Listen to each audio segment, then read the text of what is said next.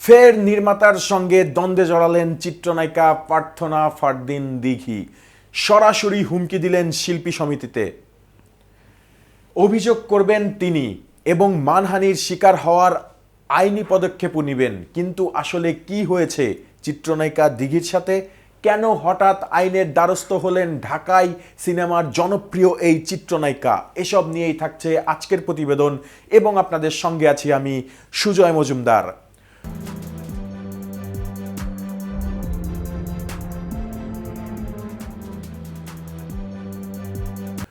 প্রথম ঘোষণায় টিজারে নাম থাকলেও শুটিংয়ের আগে টগর সিনেমা থেকে বাদ পড়ে যান চিত্রনায়িকা ফারদিন দিঘি। পরবর্তীতে নেওয়া হয় নায়িকা পূজা চেরিকে। দিঘিকে সরানোর কারণ হিসেবে ছবির নির্মাতা আলোক হাসান জানান, দিঘি কাজে পেশাদারিত্বের অভাব থাকায় এই সিদ্ধান্ত নিয়েছেন তিনি। তবে এ ঘটনায় দিঘি জানিয়েছেন, বাদ পড়ার কারণ তিনি জানেন না।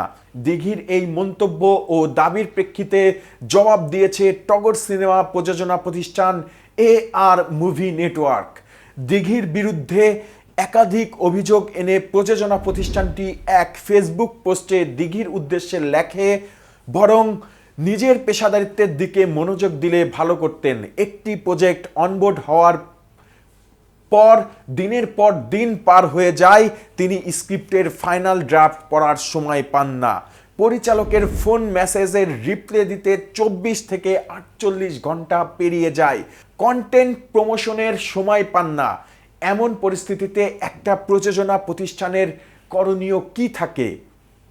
একটা প্রজেক্টের শুরুতেই যদি এত অনীহা দায়িত্বহীনতা কাজ করে, তাহলে রিলিজের সময় কি হবে? সেই পোস্টে আরও উল্লেখ করা হয়, পরিচালক নিজে তাকে বাদ দেওয়ার বিষয়টি জানান। এরপর তিনি পরিচালককে কল করেন। তিনি দাবি করেছেন, আমরা যুক্তিসঙ্গত কারণ দেখাতে পারিনি। অথচ তিনি বাদ পড়েছেন গত 22 জানুয়ারি।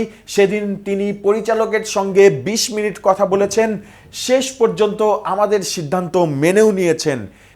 এরপর তিনি তার কো আর্টিস্ট আদর আজাদের সঙ্গে 34 মিনিট কথা বলেছেন।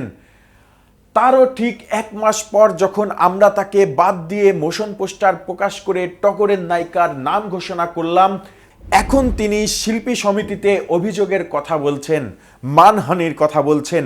অভিযোগ তো আমাদের করার কথা।